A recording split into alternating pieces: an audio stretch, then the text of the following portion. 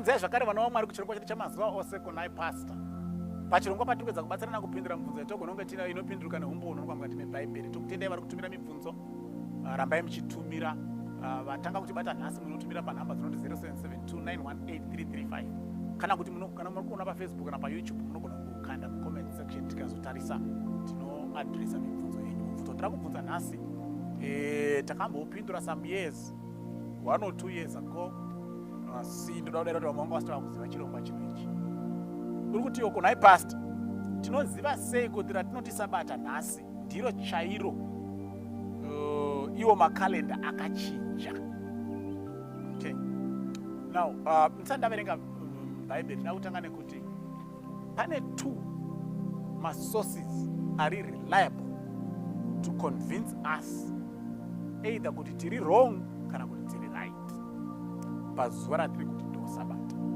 The 2 sources are, number 1, the Bible itself.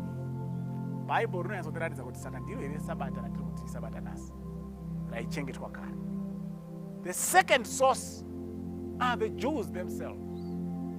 MaJudha haana kubvira akambochinja tsika yavo right from onset, kubva vachigamuchidzwa, kubva vachitanga kudzidziswa zvesabata, vachimboenda kuEgypt kwemakore 430 vachiri kanganwa, vakudzokera kuKenani vakanzi futi remember nesabata. Okay? Iroro ravaichengetera nanhasi ndiro ravachiri kungochengeta, havasati vachinja.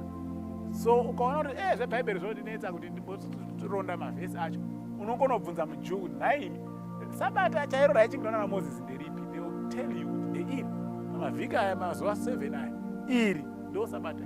Hatinobvira tamborichinja madzibaba edu, ndiro akangotisiyira asiyirwa nemadzibaba avo, asiyirwa nemadzibaba avo, asiyirwa nemadzibaba avo down the lineage.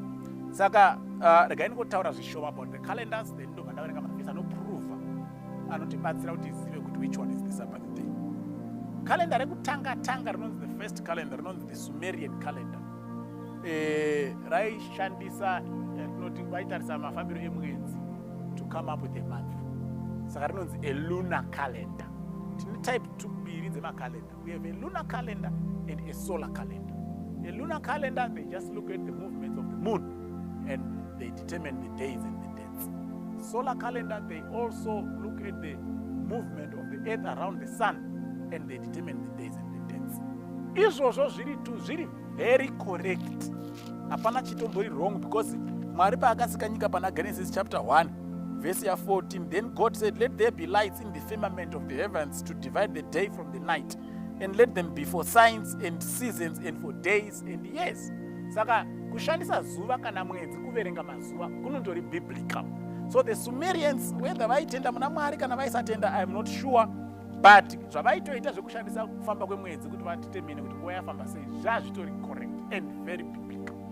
Because after that kwakazouya Egyptians, they developed that. They were also using the lunar, the movement of the moon. The Babylonians, the Romans. Now Romans nanhasi ndo achine calendar atichiri kushandisa, but it has also been developed.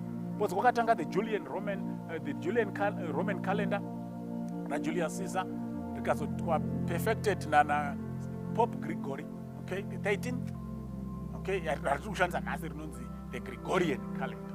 Zvese zviri kubva kuRome. But Gregorian calendar is solar based. Vari kushandisa the rotation of the sun. Ndokusaka tichiti gore rapera. From January to December, rimwe gore rapera. Maluna aingoverenga mwedzi chete vachienda.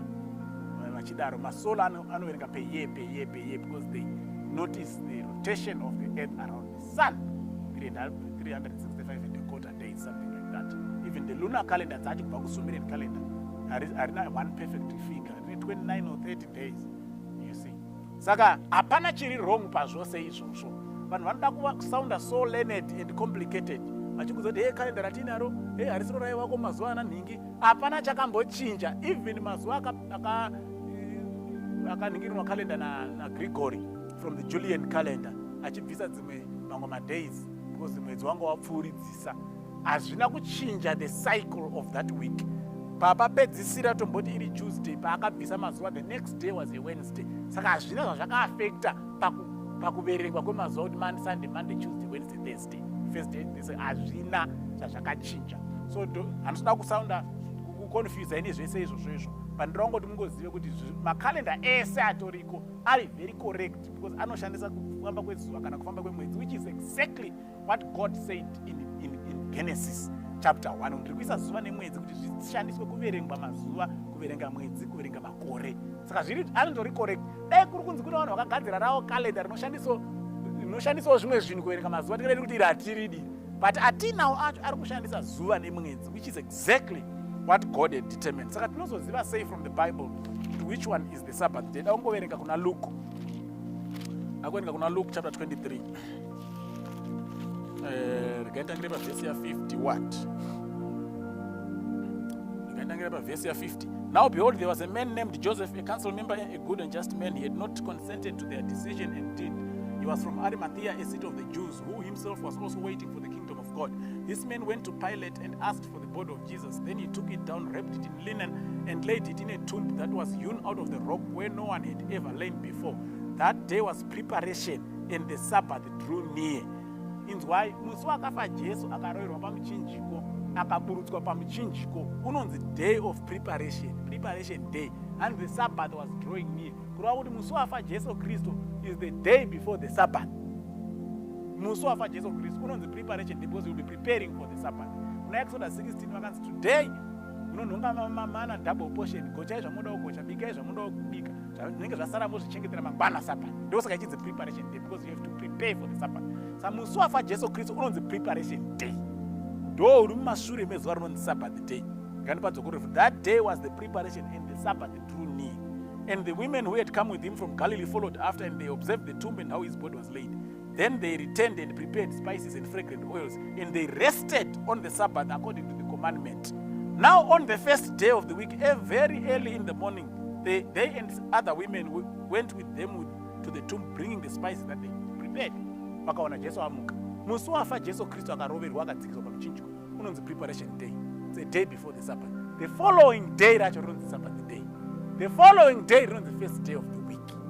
Saka kana uri munhu ari kutsvaga chokwadi kwete kutsvaga nharo, kana uri kutsvaga chokwadi chienda unozvibvunzawo wega kuti Jesu akafa musi upi, akaswera ari muguva musi upi, akamuka musi upi. Hazvifaniri kunetsa kuti tizive kuti ndiro here Sabbath ratiri kuchengeta. Kudera tabatsirikana, Mwari atikomborere. Amen.